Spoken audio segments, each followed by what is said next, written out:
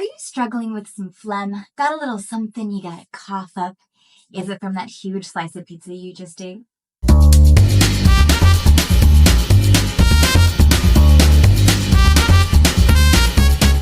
Hi, singers. If we've never met before, I'm Ledesma. I'm a voice teacher, vocal coach, music director, and choir director in Los Angeles, California. I've trained singers who have never taken a voice lesson before to singers in major commercial bands and on Broadway. I like to chat about music pedagogy and the different schools of vocal technique. In college, I was in a show with a classically trained singer, and she had a cold. To remedy this cold, she had in her hand a caffeinated coffee with actual milk. I immediately judged her so harshly. Did she not know that that was going to make her phlegm so much worse and she was going to double or triple her recovery time? In voice lessons, we're taught a lot of old wives' tales. And so, is drinking milk a bad idea before singing? It might not be as much of a faux pas as you think. If you've ever taken voice lessons, you've probably been taught some myths that your voice teacher learned from their voice teacher, who learned from their voice teacher. Once I started teaching and learning more about the anatomy of the voice and the respiratory system, I learned to let many of these myths go and enjoy life a little more. It can be hard to let go of warnings that we learn from people we trust. So before we start dispelling these untruths, let's learn about the voice box and why we don't have to worry so much about dairy. The way your voice is built is truly magical. Have you ever heard someone choke on something and then say, went down the wrong pipe? Well, it's possible. You have an esophagus and a trachea, and they are right next door to each other. At the base of your tongue is an epiglottis. It's a little flap that covers your trachea when you swallow food, so food particles don't go down your windpipe and into your lungs, but instead go into your stomach, where they belong. When you aren't swallowing food but breathing, the epiglottis stays lifted so that you can bring air into your lungs and support that beautiful voice of yours.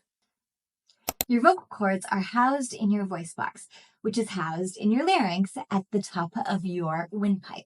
No food or liquid should ever touch your vocal cords. You'll die. And I don't think I'm being facetious. Your vocal cords vibrate, but they don't vibrate like this. They vibrate like this. They touch and come apart. They touch and come apart. When you sing a high note, they stretch and vibrate quicker. When you sing a low note, maybe they contract a little, but they really just vibrate slower and fatter. I've linked a really great video that has my favorite demonstration. In order for them to vibrate, they need, well, mucus, but not thick, sticky mucus, thin, agile mucus. In order to get this type of mucus, you must be hydrated.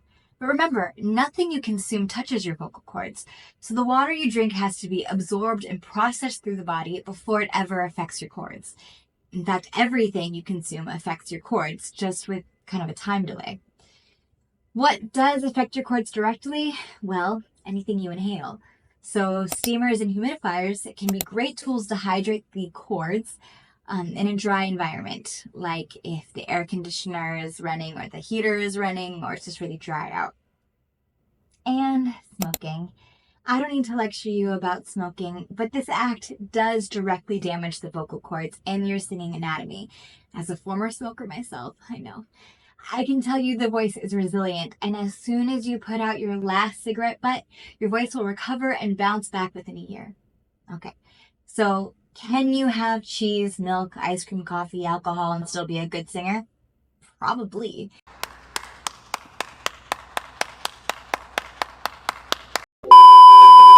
It just depends on your body's chemistry and the timing of consumption before performance. Only you know your body best. Maybe having that cheesecake for lunch will bring you all the positive energy you need before your performance that night, just to give your body enough time to process the dairy or caffeine or alcohol or whatever, and to rehydrate. Some of my favorite old wives' tales are drinking tart cherry juice to relax the cords and pineapple juice to smooth the voice before performance.